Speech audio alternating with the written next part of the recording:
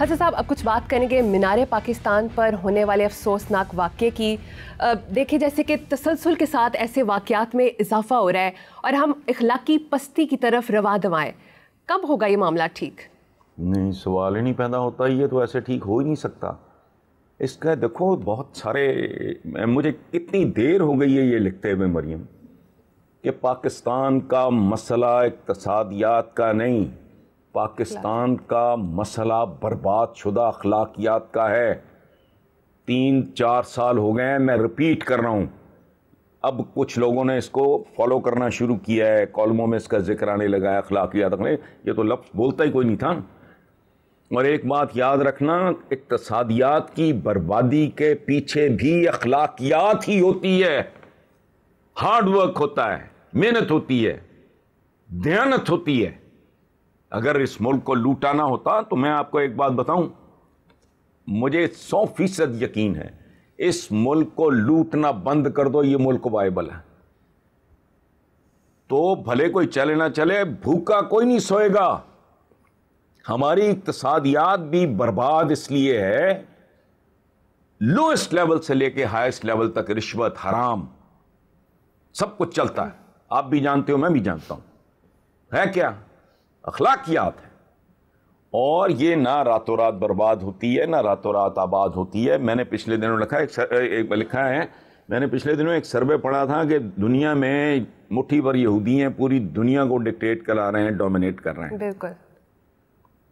अच्छा, उस पर कोई रिसर्च हुई, उसका नतीजा ये था, उसका बॉटम लाइन, उसकी समरी ये थी कि बाकी खसूसियात के अलावा उन्होंने कहा कि यहूदी माँ जैसी माँ कोई नहीं है।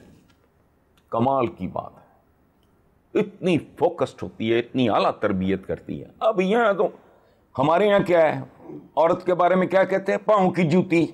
और पाँव की जूती तो ऐसा कुछ ही जनेगी ना फिर। जिसके पाँव के नीचे जन्नत थी, तुम उसको कहते हो और तो पाँव की जूती। अच्छा, वो पता नहीं एक है, मेरा पता नहीं, मेरा जिंदा रहे भाई मेरी गली गली पर जाई, ये पंजाबी में है। तो जहाँ ये एटीट्यूड हो, वहाँ किधर बेहतरीन माएँ? नेपोलियन ने कहा था, मुझे बेहतरीन माएँ दो, मैं तुम्हें बेहतरीन कौम दूंगा। यहाँ पे हो सकता है, यहाँ पे एक एलिमेंट है, मुझे आज तक समझ नहीं आती। ये ज़बान ज़र-ए-आम हो गया, मैंने कई साल पहले ये इस्तेमाल किया था कि ह्यूमन राइट्स ह्यूमंस के होते हैं, इंसानी हकूक इंसानों के होते हैं, जानवरों के नहीं। सो आप जो बात कर रहे हो कि कतर और यूएई में इस तरह के क्राइम्स दुनिया में ना होने के बराबर, वो तो लोएस्ट पे है। क्यों? चूंकि फायरिंग स्क्वाड है, तो करके देख लो, 6 महीने में सीधा हो जाएगा। लेकिन इंसानी हकूक, ओ भाई, या तो मुझे कायल करो ये इंसान है, फिर इनके हकूक भी हैं। अगर ये जानवरों से भी बदतर हैं तो फिर फायरिंग स्क्वाड है। और मैं आपको एक बात बता दूं, अल्टीमेटली अगर ये मुल्क कभी ट्रैक पे आया तो ये सवाए डंडे के नहीं आ सकता। हमारा मुहावरा है, ये हमारे जीन्स में शामिल है, डंडा पीरे बिगड़े तिगड़े था। ये हमारे बुजुर्गों ने इजाद किया और एतराफ किया है कि हमारा इलाज सिर्फ डंडा है।